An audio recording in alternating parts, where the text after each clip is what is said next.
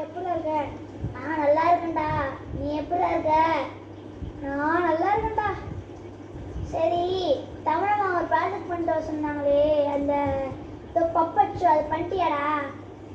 எனக்கே தெரியலடா, நானே இனிமேல் தான் பண்ணணும். சரிடா, அதுக்கு என்ன இப்போ பண்ணுறது? என்ன ஸ்டோரி சொல்லலாம்? எனக்கே தெரியலடா, நீயே சொல்கிறா.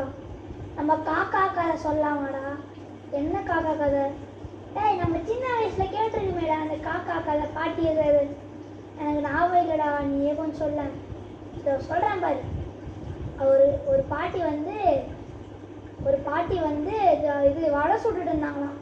அப்போ வந்து ஒரு காக்கா வந்து என்ன பண்ணுச்சுன்னா, அவங்களோட வடையை வந்து நைஸாக அவங்க திரும்பின செகண்டில் போயிட்டு தூக்கிட்டு வந்துச்சான்.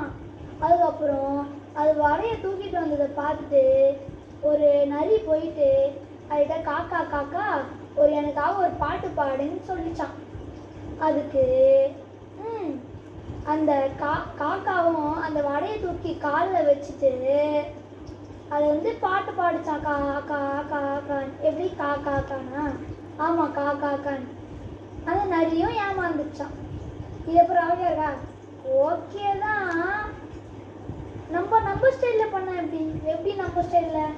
நான் சொல்கிறேன் பாருடா. சரி சொல்லு பார்க்கலாம். அதே மாதிரி ஒரு பாட்டி வந்து உக்காந்து வடை சுட்டு இருந்தாங்க.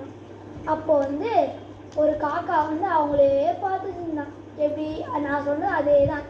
தெரியுறா, அது பண்ணதை பார்த்துட்டே இருந்தான். அதுக்கப்புறம் அந்த பாட்டி வந்து கேட்டாங்கன்னா, ஏன் காக்கா காக்கா ஏன் இங்கேயே பார்த்துட்டு இருக்க, உனக்கு என்ன வேணும்னு கேட்டாங்களாம். கொஞ்ச நாள் அமைதியாடுறா. சரிடா. அதனால பாட்டி காக்கா சொல்லிச்சாங்க, எனக்கு ரொம்ப பசிக்குது, நான் வடை சாப்பிடலான்னு வந்தேன், ஆனால் என்கிட்ட காசே இல்லை அப்படின்னு சொல்லிச்சான்.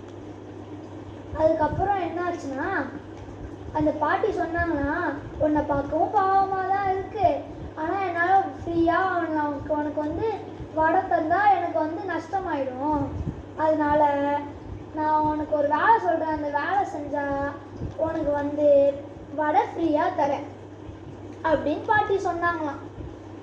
உடனே அந்த பாட்டிக்கிட்ட பாட்டி என்ன வேலைன்னு சொல்லுங்க அப்படின்னு காக்கா சொல்லிச்சான். சொன்ன உடனே கொஞ்சம் கஷ்டம் முடியல.